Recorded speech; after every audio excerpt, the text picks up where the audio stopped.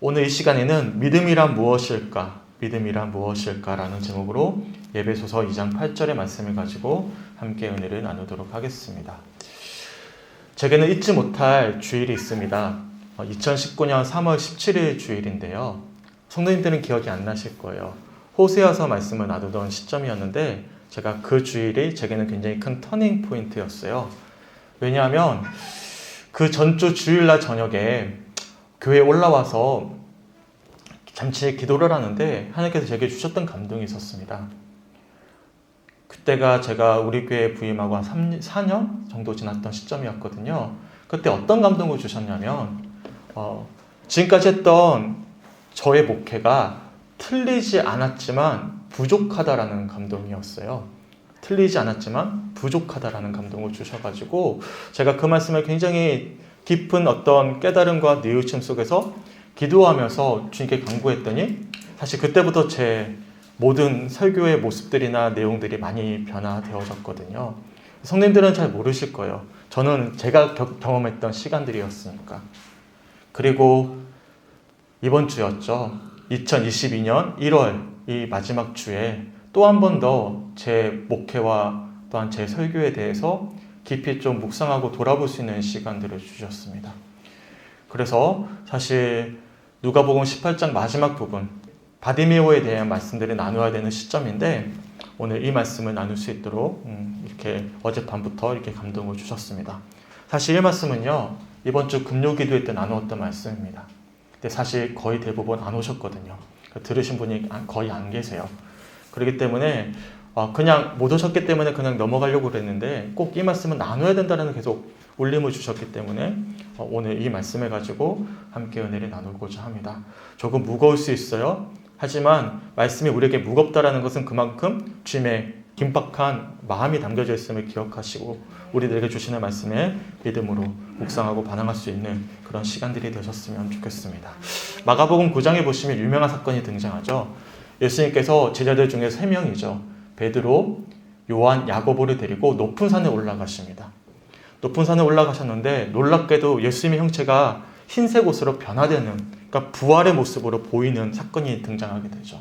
그리고 이 흰 옷을 입은 예수님 곁에 모세하고 엘리야가 함께 나타나는 모습을 보이게 됩니다. 그런 모습을 베드로와 요한과 야고보가 목격하고는 너무나 놀라워해요. 지금까지 자신이 함께하면서 보았던 예수님의 모습이 아니었거든요. 예수님이 정말로 부활의 모습으로 하나님의 모습으로 나타나서 엘리야와 모세에 있는 모습을 보고는 너무나 놀라워하고요. 너무나 놀라운 나머지 베드로가 예수님께 뭐라고 이야기하냐면 예수님 내려가고 싶지 않습니다. 여기서 초막 셋을 지어놓고 여기서 살고 싶습니다라는 고백까지 하게 되죠. 이런 놀라운 경험을 하고 예수님과 베드로와 요한과 야고보가 산 아래로 내려오게 됩니다. 이렇게 4명의 예수님 일행이 내려왔는데 봤더니 산 아래에 일이 생긴 거죠.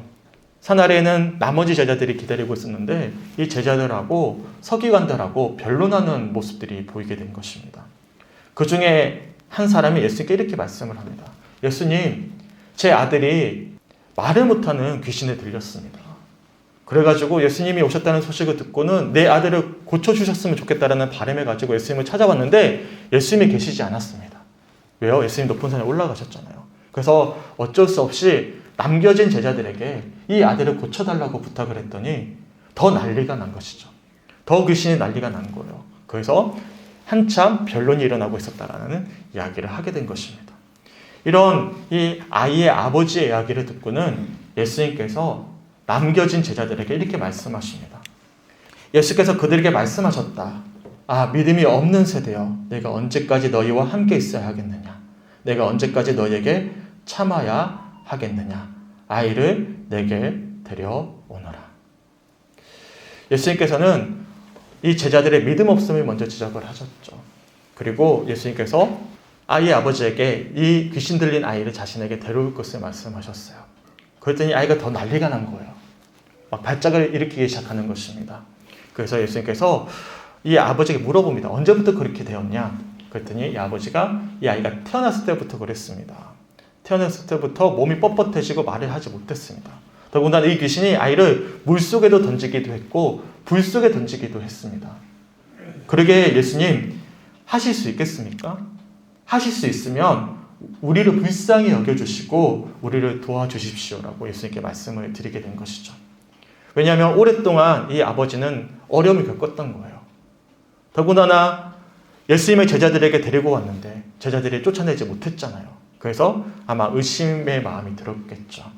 그러자 예수님께서 이 아이 아버지에게 이렇게 말씀을 합니다. 우리 23절과 24절인데 세 번역이에요. 함께 읽어보겠습니다. 시작. 예수께서 그에게 말씀하셨다.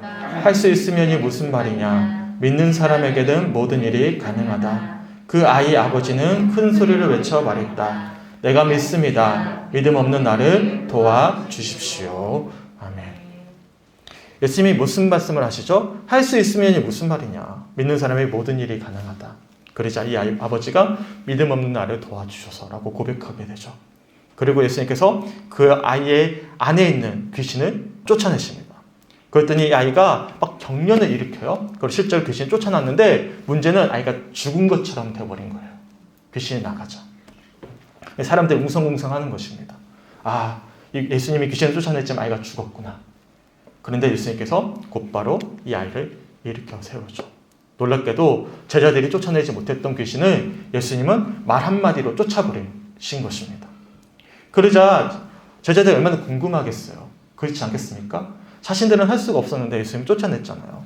그래서 집으로 돌아오는 길에 제자들이 예수님께 물어봅니다. 예수님, 우리는 할 수 없었는데 예수님 어떻게 하셨습니까? 그러자 예수님께서 그 제자들에게 이렇게 말씀하시죠. 함께 28절과 29절도 세번역인데 한번 읽어보겠습니다. 시작. 예수께서 집 안으로 들어가시니 제자들이 따로 그에게 물어보았다. 왜 우리는 귀신을 쫓아내지 못했습니까? 예수께서 그들에게 대답하셨다. 이런 부류는 기도로 쫓아내지 않고는 어떤 수로도 쫓아낼 수 없다. 아멘. 그러니까 예수님이 어떻게 쫓아내신 것이죠? 네, 기도로 쫓아낸 거예요. 기도 아니면 어떤 방법이 없다라고 말씀하고 계시는 것이죠. 우리는 지난 주일 예배 시간에 부르짖는 자를 찾으시는 주님이라는 제목을 가지고 함께 은혜를 나눴습니다. 기억나십니까? 번개처럼 일상 가운데 갑자기 찾아올 그날을 우리는 준비해야 되는데 준비하기 위해서는 크게 두 가지 모습에 대해 우리가 나눴어요. 지난주에는 예배에 대한 말씀을 우리가 좀 함께 나누었고요. 지난주에는 기도에 관한 말씀을 가지고 함께 은혜를 나누었습니다. 기억나시죠? 우리 주님은 예배 드리는 자와 기도 드리는 자를 기다리고 계신다. 예배와 기도로 우리가 번개처럼 찾아올 그날을 준비하는 자들이 되어야 된다는 말씀을 드렸죠. 더군다나 하나님의 나라는 미래에만 올 날이 아니라 이미 우리 마음 가운데 시작된 날인데 그 하나님의 나라를 살아내는 사람들에겐 바로 예배와 기도가 분명히 필요하다라는 말씀을 드렸습니다. 그래서 지난 주일 예배 시간에 부르짖는 자를 찾으시는 주님이라는 제목을 가지고 함께 은혜를 나누었죠. 특별히 제 목회 중에서 뭐가 부족했을까를 돌아보았을 때 기도가 부족했고 당연히 목회자가 기도가 부족했기에 자연스레 우리 성도님들도 당연히 기도가 부족할 수밖에 없거든요. 교회는 목회자의 방향성에 따라 함께 움직이기 때문에 그렇죠. 그래서 우리 주님께서 저를 비롯해서 우리 모든 성도님들에게 지금 부르짖는 자를 찾고 계신다라는 말씀을 가지고 함께 은혜를 나누었습니다. 그런데요, 우리 지난 한 주간 한번 돌아볼까요? 우리 삶 가운데 기도가 조금이라도 회복이 되셨습니까? 아니면 우리 마음 가운데 그런 어떤 기도에 대한 갈급함이 생기셨습니까? 모르겠어요. 저는 성도님들의 일상의 삶 가운데 들어가 보지 않았기 때문에 제가 그랬습니다, 안 그랬습니다라는 말씀을 드리는 게 아니에요. 먼저 저 자신부터 돌아보는 것이죠. 그렇다면 나는 그렇게 설교를 했는데 한 주간 기도가 회복이 되었을까? 몸부림을 치고 있을까? 라고 물어보았을 때 잠잠해질 수밖에 없는 것이죠. 그러면 무엇이 문제일까요? 그런 감동을 주시는 것이죠. 앞에서 소개드렸던 마가복음 9장에 이 귀신 들린 아이를 쫓아내시는 이 장면을 보시면 예수님이 계속 반복하면서 강조하고 계시는 표현들이 있습니다. 무엇이죠? 당연히 이 말씀의 핵심은 기도예요. 기도 외에는 이런 부류가 나갈 수 없다. 제자들에게 기도를 강조하고 계시는 말씀이긴 합니다. 하지만 그 전에 반복해서 표현하고 계시는 표현들이 있어요. 무엇일까요? 우선 19절 말씀 앞에 있는데 세 번역을 한번 읽어보겠습니다. 시작. 예수께서 그들에게 말씀하셨다. 아, 믿음이 없는 세대여, 내가 언제까지 너희와 함께 있어야 하겠느냐? 내가 언제까지 너희에게 참아야 하겠느냐? 아이를 내게 데려오너라. 아멘. 우선 첫 번째로 예수님께서 강조하시고 계시죠. 바로 귀신을 쫓아내지 못했던, 달리 표현할까요? 기도하지 못했던 제자들에게 먼저 뭐라고 말씀하시냐면, 아, 믿음이 없는 세대다라고 말씀하고 계시는 거예요. 너희가 기도하지 못했던 것은, 너희가 그래서 기도하지 못함으로 귀신을 쫓아내지 못했던 것은, 달리 표현할까요? 하나님의 능력이 나타나지 못했던 이유는 뭐가 없기 때문이다? 믿음이 없다고 말씀하고 계시는 것입니다. 이뿐만이 아닙니다. 이어지는 23절과 24절 말씀도 함께 읽어보겠습니다. 세 번역이에요. 시작. 예수께서 그에게 말씀하셨다. 할 수 있으면이 무슨 말이냐? 믿는 사람에게는 모든 일이 가능하다. 그 아이 아버지는 큰 소리로 외쳐 말했다. 내가 믿습니다. 믿음 없는 나를 도와주십시오. 아멘. 이 아이 아버지의 신뢰가 떨어졌다고 말씀드렸잖아요. 제자들이 쫓아내지 못했으니까. 더군다나 자신이 오랫동안 너무나 어려웠으니까. 그래서 예수님께 할 수 있으면이라고 물어보게 되죠. 그러자 예수님이 두 번째로 이 아이 아버지의 믿음 없음을 지적하고 계시는 거예요. 믿는 사람에게는 모든 일이 가능하다라고 말씀하고 계시는 것이죠. 이게 두 번째 모습이에요. 이처럼 예수님께서는요, 이 기도에 관한 말씀을 하시면서 우선 제자들의 믿음 없음을 지적하셨고요. 또한 이 아이 아버지의 믿음 없음을 지적하고 계신다라는 것이죠. 그리고 재밌는 표현이 있습니다. 24절 제일 마지막에 보시면 이런 표현이 있습니다. 내가 믿습니다. 믿음 없는 나를 도와주십시오. 이 문장을 좀 잘 보세요. 뭔가 말이 안 맞지 않습니까? 나는 믿는데요. 나는 믿는데 뭐가 없다고요? 믿음이 없대요. 저는 이 표현을 보면서 제 모습이고 우리 성도님들의 모습이지 않을까라는 묵상을 해보게 된 것입니다. 믿고 있는데 내게 믿음이 없는 거죠. 분명히 나는 믿음이 있어요. 근데 믿고 있지 않은 것이죠. 그렇지 않습니까? 우리 성도님들의 믿음이 무엇이라고 생각하십니까? 믿음은요, 크게 세 가지 요소로 볼 수가 있습니다. 첫 번째로는 지적 동의로서의 믿음입니다. 그건 무엇이냐면 배우는 것이죠. 아, 예수님이 이런 분이다. 아, 교회란 이런 곳이다. 천국은 그런 곳이지. 어떻게 예수님을 믿으면 우리가 천국 가지? 어떻게 믿는 자들이 참된 믿음의 사람들의 모습일까? 이것을 알아가는 것, 이것을 지적 동의로서의 믿음입니다. 솔직히 우리 모두 다 성도님들은 지적 동의로서 믿음을 가지고 계신다라고 저는 믿습니다. 제가요, 지난 7년 동안에 성적교회에서 했던 설교를 한번 쭉 훑어봤습니다. 이런 PPT로 된 설교가 거의 1000편에 달해요. 달리 표현하면 제가 우리 교회에서 설교한 게 1000편 정도 된다라는 거예요. 엄청난 설교를 한 거예요, 지금까지 사실 말해보면. 더구나 우리가 창세기부터 쭉 훑어오지 않았습니까? 이미 우리는 많은 것을 알고 있는 것이죠. 그리고 내가 아는 것에 동의했기 때문에 이 자리에 앉아있는 것입니다. 택도 없는 소리야. 나와 상관이 없는 이야기야. 그러면 우리가 이 자리에 앉아있을 이유가 없죠. 앉아있지도 못하는 것이고요. 그래서 우리가 지적 동의로서는 우리 주님을 믿고 있는 것입니다. 믿으십니까? 아멘. 두 번째 믿음의 두 번째 요소가 있습니다. 그건 뭐냐면 확신과 소신으로서의 믿음입니다. 내 마음 가운데 소신이 있는 거예요. 확신이 있는 것이죠. 나 그리스도인이야.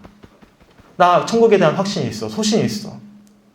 그렇잖아요. 우리 성님들 밖에 나가서 내가 그리스도인이라는 사실을 숨기십니까? 그럴 때도 있지만 보통 이야기 하잖아요. 나 성주감리교회 다니고 있다고. 그렇지 않습니까? 이번에 손필용 집사님하고 병원에 다녀왔는데 그런 말씀을 많이 하셨거든요. 나 이 교회 다니고 있다라는 사실에 대해서 사람들에게 이야기한다고. 그 이야기를 할 수 있는 것은요, 내 마음 가운데 소신이 있기 때문이에요. 더 나아가 우리는 다 천국에 대한 확신이 있잖아요. 소망이 있잖아요. 그렇지 않습니까? 여기까지는 오케이. 우리는 다 확신과 소신으로서의 믿음이 있는 것이죠. 여기까지는 제가 지금까지 왔던 목회 여정 속에서 틀리지 않았다라는 확신이 있어요. 제가 그렇게 목회해왔기 때문에. 근데 세 번째 요소가 있습니다. 그 요소는 무엇일까요? 바로 신뢰로서의 믿음입니다. 신뢰로서의 믿음. 내가 머리로는 확신했어요. 알았어요. 내 마음에 이 소신이 생겼어요. 근데 이 믿음이 더 한 발짝 나아가면 신뢰로서의 믿음입니다. 신뢰가 뭐죠? 전적으로 맡겨드리는 거예요. 전적으로 예수님께 내 삶과 내 마음을 맡겨드리는 거예요. 그리고 주님이 하실 것임을 온전히 소망하는 것입니다. 더 나아가면요, 신뢰라는 것은 관계거든요. 일상의 삶 속에서 내가 알고 있는 것, 내가 마음의 소신으로 가지고 있는 것을 넘어서 지금도 역사하고 계시는 주님 앞에 내 간구함과 소망과 모든 것들을 주님 앞에 맡겨드리는 것이거든요. 신뢰하는 거예요. 저희 아이들 보면요, 제가 가는데 그냥 따라갑니다. 왜 그럴까요? 모르겠어요. 요즘 하도 혼내가지고 신뢰하는지 모르겠는데 방학이니까 죽겠어요. 진짜 하루 종일 집에 같이 있으니까 제가 환장하겠는데 미안해. 근데 제가 하도 혼내가 신뢰하는지 모르겠지만 제가 자, 가자. 갈까 안 갈까요? 어쩔 수 없이 가겠지. 가져가니까. 근데 그 근원에 뭐가 있죠? 신뢰가 있는 거예요. 모르겠어요. 저한테는 제가 하도 혼내니까 잘 말 안 하는데 저희 아내한테는 다 이야기합니다. 속이는 거 없이 속에 있는 것까지 다 이야기하죠. 안 좋은 모습도 다 이야기합니다. 왜요? 엄마를 신뢰하기 때문이죠. 관계예요. 엄마는 좋은 분이야. 나 엄마에 대한 사랑의 어떤 소신이 있어. 그런데 신뢰로 나아가지 않는다면 그 관계가 온전한 엄마와 자녀의 관계가 아니겠죠. 아는 것도 좋아요. 소신을 가지는 것도 좋아요. 하지만 신뢰를 가져야 되는 것입니다. 우리가 왜 명절 때마다 어렵지만 각자 고향으로 찾아가는 것일까요? 부모님을 직접 뵙고 관계를 맺기 위한, 우리의 신뢰를 고백하기 위함이지 않습니까? 그렇다면 믿음이란 무엇이겠습니까? 믿음이란 바로 일상의 삶 속에서 살아계신 주님과 뭐 하는 것이죠? 관계 맺는 것입니다. 신뢰함으로 주님 앞에 우리의 삶을 내어드리는 것입니다. 그렇다면 이런 믿음은 그러면 어떻게 얻을 수가 있는 것입니까? 단순히 우리가 머리로 확신하고 내 마음의 소신으로 가지고 있는 이 믿음이 온전한 신뢰함으로 나아가기 위한 이런 모든 믿음은 어떻게 우리들에게 주어지는 것이죠? 어떻죠? 오늘 본문 말씀에 이렇게 말씀하는데요. 에베소서 2장 8절 말씀 함께 읽어보겠습니다. 시작. 너희는 그 은혜에 의하여 믿음으로 말미암아 구원을 받았으니 이것은 너희에게서 난 것이 아니요 하나님의 선물이라. 아멘. 이 믿음은 너희에게서 난 것이 아니요 하나님의 선물이라고 말씀하고 계시는 것입니다. 이 믿음은 전적으로 누가 주신 선물이라는 거예요. 하나님이 주시는 선물이라는 것입니다. 그렇다면 우리는 이런 말씀 앞에서 어떻게 반응해야 되겠습니까? 단 한 가지죠. 바리새인이 아니라 세리와 같은 기도예요. 하나님, 이 죄인에게 자비를 베풀어 주시옵소서. 하나님, 믿음 없는 저에게 자비를 베풀어 주시옵소서. 오랫동안 교회를 다녔음에도 불구하고 여전히 주님을 신뢰하는 믿음까지 나아가지 못하였던 우리들의 모습을 긍휼히 여겨주시옵소서. 자비를 베풀어 주시옵소서 라고 우리가 소망할 수밖에 없는 것이죠. 성주에서 7년 동안을 목회를 하면서 이 부분까지 나아가지 못하는 부분에 참 한 주간 마음에 어려움이 참 많이 있었어요. 전 나름대로 참 말씀 사역에 있어서는 최선을 다하고자 참 준비를 많이 했습니다. 모르겠어요. 저 나름대로는 그래요. 누가 어떻게 평가를 하든 누가 어떻게 보든 우리 성도들이 어떻게 말씀을 들었든 그는 우리 성도들의 입장에서 보시는 거니까 목회자로서 제가 말씀을 대하고 준비하는 과정에 있어서는 소홀함은 없었어요. 저 나름대로는 열심히 책을 보고 공부하고 묵상하고 연구하고 갈등하고 삶을 살아내면서 그렇게 말씀을 준비했고 지금까지 1000편이 넘는 설교를 전한 것이죠. 그런데요, 2019년 3월 17일 주일처럼 주님께서 제게 감동을 주신 거예요. 틀리지 않았는데 부족하다라는 것이죠. 무엇이 부족해요, 하나님? 믿음은 내가 주는 것이 아니라 하나님이 주시는 거예요. 내가 준비한다고 우리 성도들에게 믿음을 심길 수 있는 것이 아니라 하나님이 하시는 문제라는 것이죠. 주님, 이 죄인에게 자비를 베풀어 주시옵소서. 제 말씀에 우리 성도들의 지적인 체험도 드릴 수 있었고, 더 나아가 내가 그리스도인이라는 소신을 가지고 천국에 대한 확신은 심겨질 수 있었겠지만, 과연 제 목회와 제 설교가 우리 성도들에게 신뢰함으로 나아감에 있어서 영적인 능력이 있었을까라고 정직하게 물어보았을 때, 하나님, 이 죄인에게 자비를 베풀어 주시옵소서 라고 고백할 수밖에 없었습니다. 이게 정직하고 솔직한 제 고백이에요. 그럼 어떻게 해야 되죠? 우리 모두 다 기도하셔야 됩니다. 우리 모두 다요. 우리가 이렇게 저냥저냥 코로나19라는 어떤 벽을 부딪히고, 성주 지역은 굉장히 영적으로 어렵습니다. 어젯밤에 아내가 2016년도에 보여줬던 표 하나를 제게 보내주더라고요. 경상북도가 전국에서도 보고만율이 가장 낮은 지역인데 그 중에서도 안 가져왔지만 성주군이 보고만율이 가장 낮아요. 믿는 자의 수가 가장 적은 지역 중에 하나라는 것이죠. 더군다나 같은 믿는 사람들끼리도 교단 문제 때문에 갈등하고 있습니다. 참 어려운 영적인 지역이죠. 그렇다면 우리가 어떻게 해야 되겠습니까? 함께 소망해 주셔야 되는 것입니다. 목회자를 위해서 기도해 주셔야 되는 것이고요. 또한 우리 교회를 위해서 기도해 주셔야 되는 것이고요. 우리 각자를 위해서도 함께 기도하셔야 되는 것입니다. 지난 주일 말씀 드렸잖아요. 혼자서 기도하기 어렵다고요. 혼자서 이 문제를 해결하기 너무 어렵다고요. 우리에게 그런 능력이 아직 없거든요. 교회가 필요한 이유는요, 함께 하기 위함입니다. 목회자 혼자서도 못하고요. 우리 장로님이 작년에 안수 받으셨지만 작년 혼자서도 못해요. 도리어 더 빨리 넘어집니다. 영적인 고객의 우선 대상이기 때문에. 그래서 이런 영적인 흐름 속에서 가장 먼저 넘어지는 사람은요, 우리 성도님들이 아니에요. 저예요. 그래서 지난주 내내 제가 이렇게 넘어졌고 너무 어려운 거예요. 이거 어떻게 헤쳐나가지? 방법이 없어요, 주님. 목회자를 위해서, 장로님을 위해서, 우리 교회를 위해서, 우리 각자를 위해서 함께 기도해 주셔야 됩니다. 각자 삶에서 기도 안 하시잖아요. 할 수가 없거든요, 지금. 우리에게 그런 능력이 없기 때문에. 우리에게 스스로 알아서 한번 해보십시오. 각자의 삶에 쳐서 예배 드리시고 기도해 보십시오 라고 말씀드린다 한들, 제가 지금까지 7년 동안 해왔던 목회 중에서 이 신뢰로서의 믿음에 대한 영적인 능력이 부족했기에 각자에게 아직 힘이 없으시거든요. 솔직히 말씀드리면. 그러면 이런 어떤 갈급함이 우리들에게 생기기 시작했다면 함께 힘을 모아야 됩니다.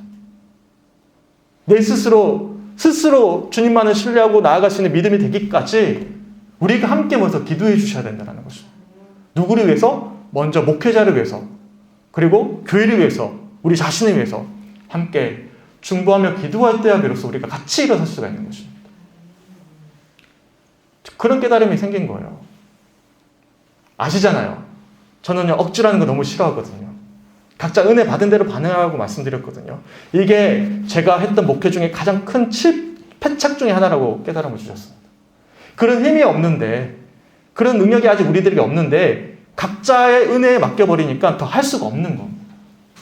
힘이 나질 않는 것이죠. 그렇다면 어떻게 해야 되죠? 그 힘이 생길 때까지.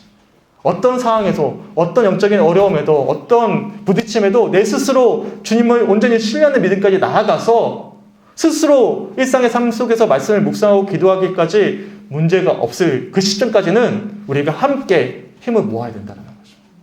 특히나 코로나19 같이 우리의 믿음이 다 흩어져 버렸을 때 더 어렵습니다. 광고 시간에 말씀드렸지만 이제는 확진자의 수에 우리가 연연해 하지 않아야 됐다라고 생각합니다. 이미 외국엔 하루에 30만 명 넘게 확진이 됩니다. 무슨 말이냐면 엔데믹이 되고 있다는 거예요. 감기와 독감처럼 되고 있다는 것이죠. 저희 아내 직장에도 코로나 확진자 굉장히 많이 나왔는데 다 퇴원했습니다. 무슨 말씀이냐면 이제는 우리가 함께 모여서 소망해도 괜찮다라는 저는 사인이라고 생각해요. 조심스럽지만. 그러기에 그런 상황에 맞춰서 제게 이런 찔림과 갈등과 결단을 주실 수 있도록 감동을 주신다라고 생각합니다. 이제 코로나는 넘어서 우리가 믿음을 회복해야 됩니다. 소망하게는 명절 잘 보내시고요. 수요 예배부터 우리가 함께 다시 한 번 더 결단하고 함께 주여 이 죄인에게 자비를 베풀어 주시옵소서. 믿음은 주님이 주시는 선물인데 우리가 그 선물을 모두 다 받아 누리면서 이제 든든한 그리스도의 군사로서 성주 어디에 내놔도 어떤 믿음의 환경에 내놔도 주님만을 신뢰하고 주님께 내 삶을 온전히 내어드릴 수 있는 참된 그리스도인으로 바로 설 수 있도록 우리 교회를 붙잡아 주시옵소서. 함께 소망하고 결단하고 나아갈 수 있는 우리 사랑하는 성주교회 성도님들이 되셨으면 좋겠습니다. 우리 주님은 지금 이 시간에도 살아계십니다. 역사적으로 수많은 종교들이 있었지만 다 사라졌어요. 하지만 지금까지 기독교가 올 수 있었던 것은요, 수많은 박해자들의 헌신 때문이거든요. 순교 때문이거든요. 주님이 살아계시게 가능한 일이죠. 그리고 돌아보세요. 우리가 우리를 잘 알잖아요. 내가 이 자리에 앉을 수 있는 사람입니까? 저만 하더라도요, 저는 절대 목회할 수 없는 사람이에요. 저는 너무나 이성적이거든요. 그리고 제 마음이 너무나 회의감이 많아서 얼마나 의심이 많고 마음이 약한지 몰라요. 근데 지금 이 자리에서 이런 이야기를 하고 있다? 말씀을 전하고 있다? 주님이 살아계신다는 증거입니다. 우리 모두 다 증거거든요. 주님이 이 시간에 살아계시고 우리를 통해 역사하길 원하십니다. 소망하게 오늘 주셨던 말씀들을 기억하셨으면 좋겠어요. 그리고 주님의 갈급한 초청에 믿음으로 응답하고 화답할 수 있는 우리 성주교회 성도님들이 되었으면 좋겠습니다. 그리고 지난 7년 동안 변함없는 모습으로 함께 믿음의 여정을 걸어가 주셔서 너무 감사합니다. 그리고 우리가 머물러 있는 곳에서 조금 더 한 단계 스텝업이라 그러죠. 스텝업은 뭐냐면 한 단계 발전하는 거예요. 하지만 그 발전은 반드시 어려움이 있어요. 성장통이 있어요. 이런 시간들 우리가 지금 보내고 있다고 생각합니다. 이제는 한 발짝 더 영적으로 성숙해져서 주님이 쓰시기에 합당한 그릇으로 준비되어져가는 우리와 우리 교회가 되어져 갈 수 있는 우리 사랑하는 성주교회 성도님들이 되셨으면 좋겠습니다. 그리고 함께 마음을 모아 저를 위해서, 우리 교회를 위해서, 우리 각자를 위해서 함께 간구할 수 있었으면 좋겠습니다. 마지막으로 이 말씀만 드릴게요. 예수님이 부활하시고 승천하신 후에 제자들이 흩어지지 않았습니다. 그들이 아직 믿음이 없었어요. 하지만 마가의 다락방에 함께 모여 예배하며 기도했을 때 누가 임재하셨죠? 성령님이 불같이 그들 마음 가운데 임재했습니다. 그때부터 제자들은 변화되었어요. 부활하신 주님을 알았어요. 만났어요. 하지만 다들 아시잖아요. 요한복음 20장에. 부활하신 주님을 만났음에도 불구하고 그들은 문을 굳게 걸어 잠그고 두려워했습니다. 하지만 예수님이 승천하신 후에 도리어 하늘나라로 가셨는데도 불구하고 그들이 함께 모여 기도하는 그 순간 성령님이 임재하셨고 그들의 삶 가운데 능력이 나타나기 시작했습니다. 소망하게는 우리 교회에 그런 마가의 다락방과 같은 기도의 소망들이 함께 모여져서 함께 주를 찾고 간구할 수 있는, 준비해 갈 수 있는 그런 2022년 이 첫 발걸음이 되시길 주님의 이름으로 간절히 축원합니다. 아멘. 우리 함께 찬양하고 기도했으면 좋겠습니다. 제가 주보사에 악보를 넣어드렸어요. 이 고백이 우리의 고백이 되었으면 좋겠고요. 사실 저도 많이 불러본 찬양이 아니기 때문에 제가 노래를 들려드릴게요. 그래서 그냥 들으셔도 되고요. 아니면 같이 따라 부르셔도 됩니다. 하지만 기억하셔야 될 것은 이 찬양의 가사의 고백이 우리의 고백이 되었으면 좋겠습니다. 함께 찬양하고 기도하겠습니다.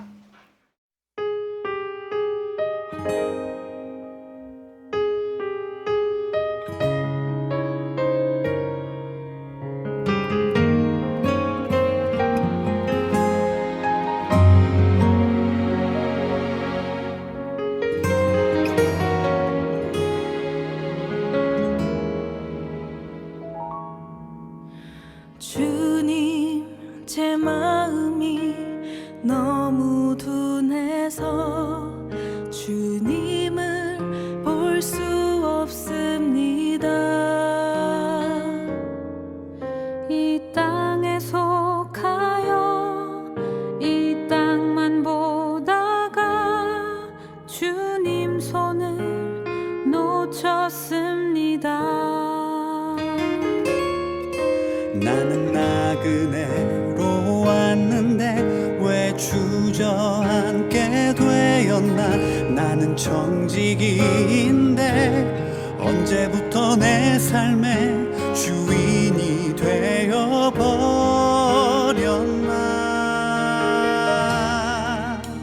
믿음이 없이는 기쁘시게 못하나니 고된 수고도 다 헛될 뿐이라.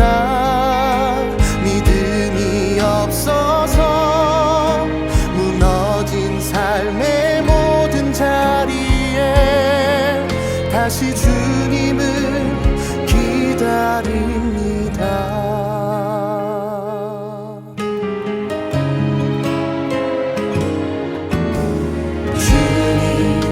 제 마음이 너무 둔해서 주님을 볼 수 없습니다.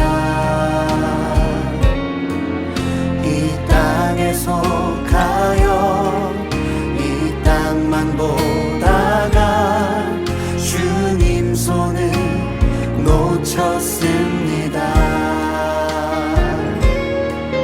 나는 나그네로 왔는데 왜 주저앉게 되었나. 나는 청지기인데 언제부터 내 삶의 주인이 되어버렸나.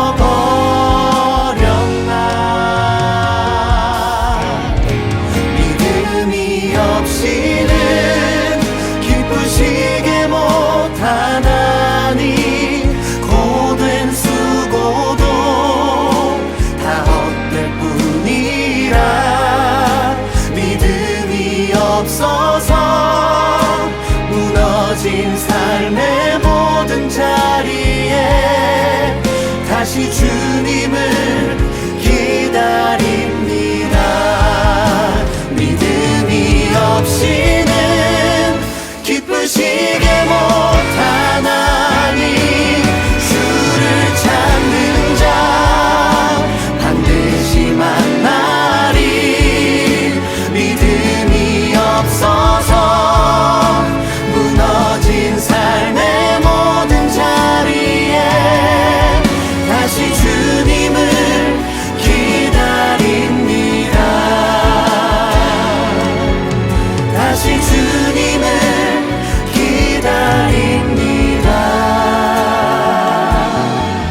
다시 주님을 기다립니다.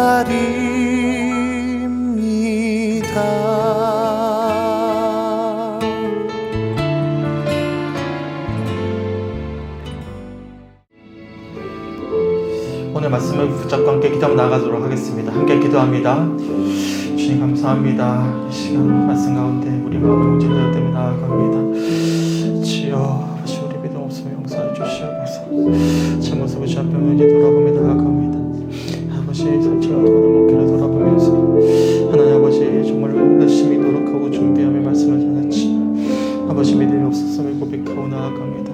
아버지 믿음이 없기에 이 시간 마음 가운데 염려와 근심에 짓눌렸었던 모습들을 돌아보며 나아갑니다. 주여 우리를 불쌍히 여겨 주시옵소서. 아버지의 제 모습 가운데 아버지 그 아버지의 긍휼하심을 더입혀 주시옵소서. 제 연약함과 아버지 믿음 없음을 용서하여 주시고 아버지 주를 바랄 수 있도록 아버지 함께하여 주시옵소서. 하나님을 바랄 수 있도록 아버지 인도하여 주시옵소서. 주님 아버지 시간 우리를 불쌍히 여겨 주시옵소서.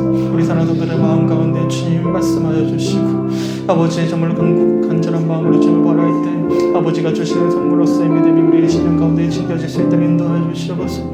아버지의 말씀 가운데 영역을 더하여 주시고 아버지 정말 주님의 일하심을 나타나게 보일 수 있는 은혜가 있게 간절히 소망합니다. 아버지 이 시간 함께 모여서 함께 간구하며 갈급함으로 우리 스스로 믿음의 여정 가운데 온전히 설 수 있는 아버지 능력이 세워질 때까지 아버지 주셨던 믿음의 요청 가운데 믿음을 발휘할 수 있도록 인도해 주시기 간절히 소망합니다. 아버지 더 나아가 하나님 아버지 말씀 가운데 능력을 주시기 간절히 소망합니다. 성들의 마음을 아버지 움직일 수 있는 그들의 마음 가운데 주님의 살아계심에 증거되어 줄 수 있는 단순히 머리로서의 아버지 정말로 동의와 아버지 내 마음 가운데 소신을 넘어서 아버지 주님과의 친밀한 관계 속에서 신뢰함으로 나아갈 수 있는 능력이 아버지 말씀 가운데 또한 우리들의 삶 가운데 나타나게 간절히 소망합니다. 아버지 믿음 없음을 용서해 주시고 아버지 시가 말씀 주셨던 은혜가 오겠다는 모성들의 삶을 아버지 주관하시고 깨뜨려 주셔서 아버지 그들의 마음이 주님께 온전히 두어질 수 있도록 아버지 시간 가운데 역사하시고 아버지 함께하여 주셔서 아버지 저는 할 수 없지만 주님은 하실 수 있게 주님은 그렇게 역사해 가실 것이기에 또한 그렇게 우리의 삶을 통해서 주님께서 영광 받으실 것이기에 아버지 그렇게 우리의 마음 심령 온전히 주님 앞에 내어드릴 수 있는 모든 성도들의 심령을 이해할 수 있도록 인도하여 주시고 우리가 할 수 없기에 더욱더 간절한 마음과 간구한 마음을 가지고 주님 앞에 기도하며 나아갈 수 있고 아버지 온전한 예배자로서 함께 주님을 갈급해하며 소망할 수 있는 우리 모든 성축계 성도들의 심령 될 수 있도록 아버지 예배 시간 가운데 아버지께서 친히 역사하시고 그들의 마음 가운데 인도하여 주시옵소서. 주를 바랍니다. 아버지 우리의 연약함을 불쌍히 여겨주시고 그렇게 주님께 오직 내 마음을 내어드렸을 때 주님의 일하심을 소망하고 나갈 수 있도록 아버지 함께 하시고 붙잡아 주시옵소서.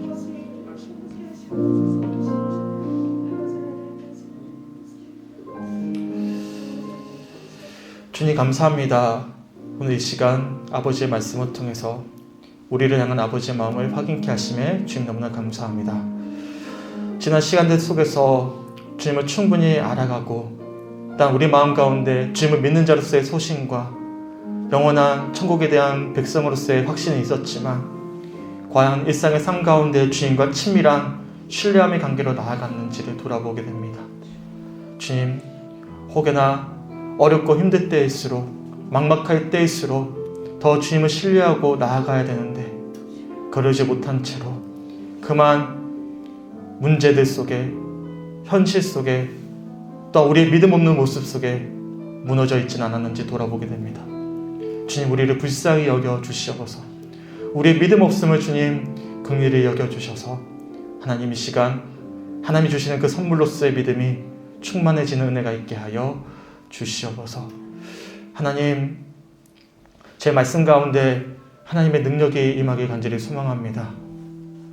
지적으로서의 동의와 내 마음의 소신과 확신을 넘어서 우리 성도님들에게 주님과의 신뢰함으로 나아갈 수 있는 것은 주님이 하셔야 되는 문제이기에 주님 제 말씀 가운데 능력을 더듬혀 주시길 간절히 소망합니다. 그리고 그 말씀들이 우리 삶 가운데 간절함으로 고백되어지길 간절히 소망합니다.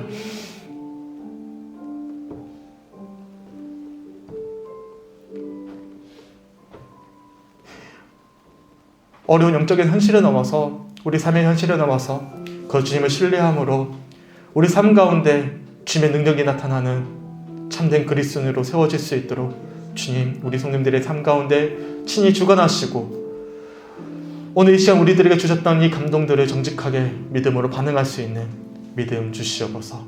그리고 함께 그 자리까지 서기까지 더 마음을 모아 예배하며 기도함으로 그렇게 준비되어져 갈 수 있는 2022년 상반기가 될 수 있도록 주님 역사하여 주시옵소서. 감사드리며 우리를 사랑하시는 예수 그리스도의 이름으로 간절히 기도드렸습니다. 아멘.